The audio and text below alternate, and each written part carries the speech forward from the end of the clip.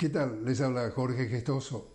En el programa de hoy, la política arancelaria de Estados Unidos con otro notable invitado, Roberto Cepeda, investigador académico de la UNAM, directamente desde Ciudad de México. Roberto Cepeda, una cálida bienvenida al programa. Don Jorge, un gusto estar en su programa. El gusto también es nuestro. Roberto, ¿cómo ha venido usando el presidente Trump lo que tiene que ver con aranceles? Bueno, habrá que analizar precisamente el contexto geopolítico donde ha habido transformaciones recientes, obviamente en el ámbito económico, en el ámbito tecnológico, y esto también tiene implicaciones, ¿no? En la política. Y estas, para muchos llamadas medidas coercitivas, estas políticas arancelarias, ¿le está dando beneficio a Estados Unidos en su economía? No está de manera muy clara, ¿no? No se ha reflejado de manera muy clara. Ha habido, sí, un crecimiento económico no tan, digamos, significativo.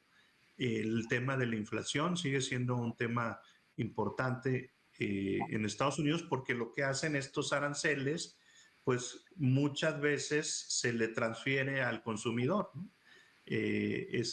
Ahora los productos que se importan de estos países, que se le imponen aranceles, se le venden al consumidor, al público, más caros, ¿no? Entonces, esto evidentemente ha llevado incluso a que el presidente Trump se enfrente, ¿no?, con la Reserva Federal, con el señor Powell, y ha generado fricciones, ¿no?, al interior del gabinete de Estados Unidos.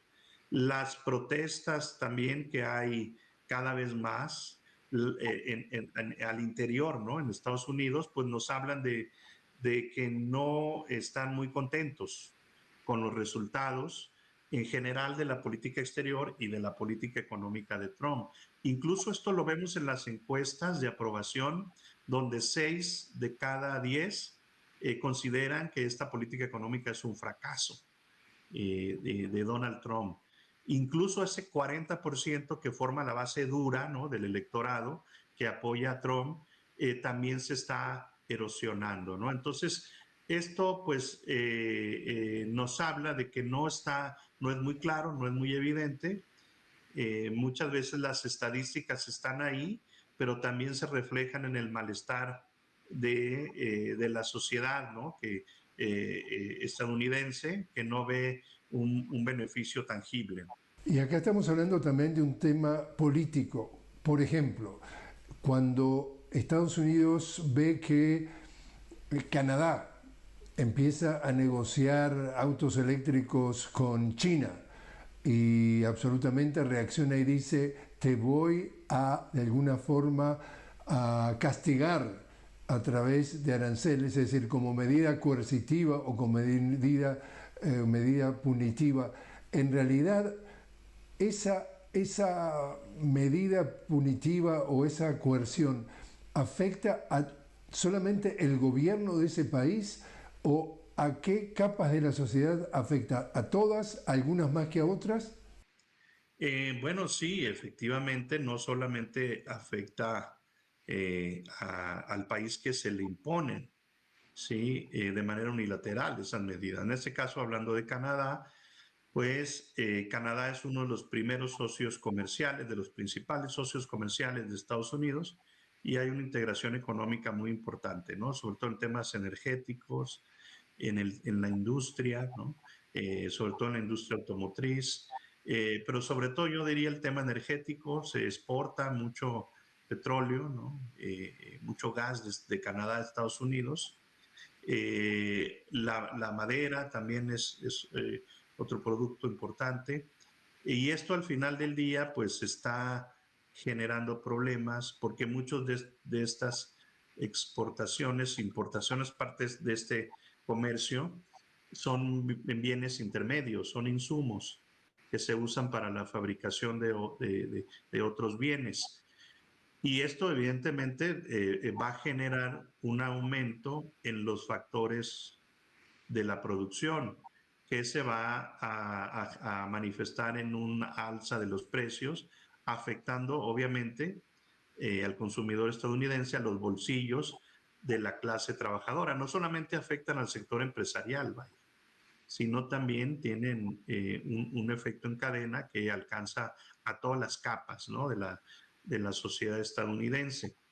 Y muchas veces estos aranceles son como utilizados como amenaza, ¿no? Es decir, si Canadá tuvo este acercamiento con China para el tema de los autos eléctricos y se logró este acuerdo, ¿no?, entre el primer ministro canadiense Mark Carney y el presidente chino Xi Jinping, en el sentido de que incluso hubo una reducción de los aranceles, ¿no?, al 6%.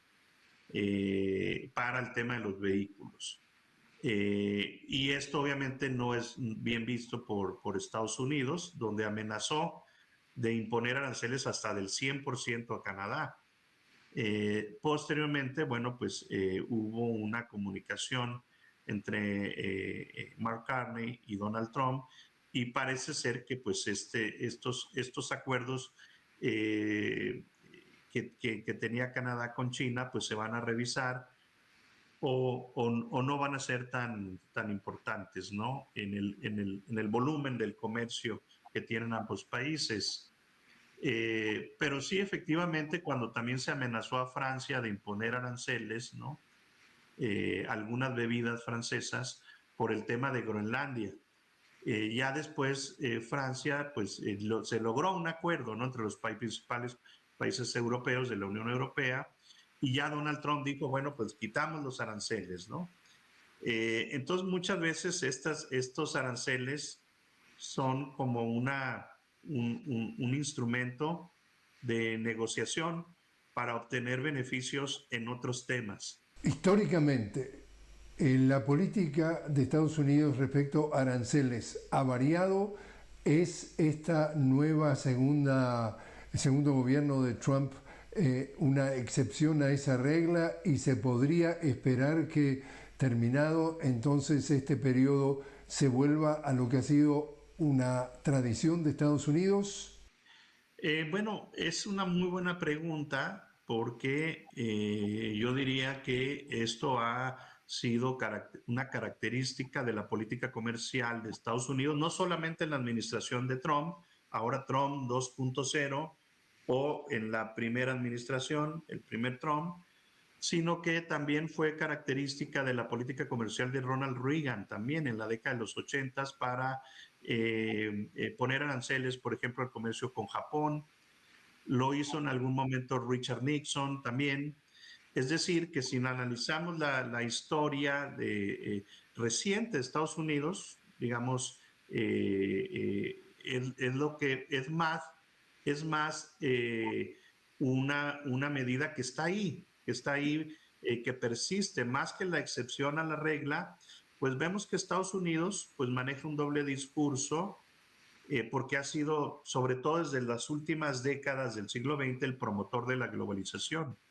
Pero cuando ve que esta misma globalización manifestada en libre comercio, flujo de inversiones, cadenas transnacionales de producción, cuando ve que esto le afecta, es cuando impone estos aranceles, ¿no? Es decir, es lo que estamos viendo ahora en el caso de China. Mientras China entró a la globalización, pues muy bien, pero ahora que China ha superado a Estados Unidos es cuando viene esta reacción de Trump, ¿no?, de imponer aranceles. Incluso entre los dos Trump hay un periodo de Biden, y Biden mantuvo muchos de estos aranceles a China y muchos también aranceles en el aluminio, por ejemplo, el acero hacia México en algún periodo de su administración. Entonces vemos más una constante que una excepción a la regla, ¿no? Roberto Cepeda, muchísimas gracias por haber estado con nosotros. Muchas gracias, don Jorge. Un gusto estar en su programa.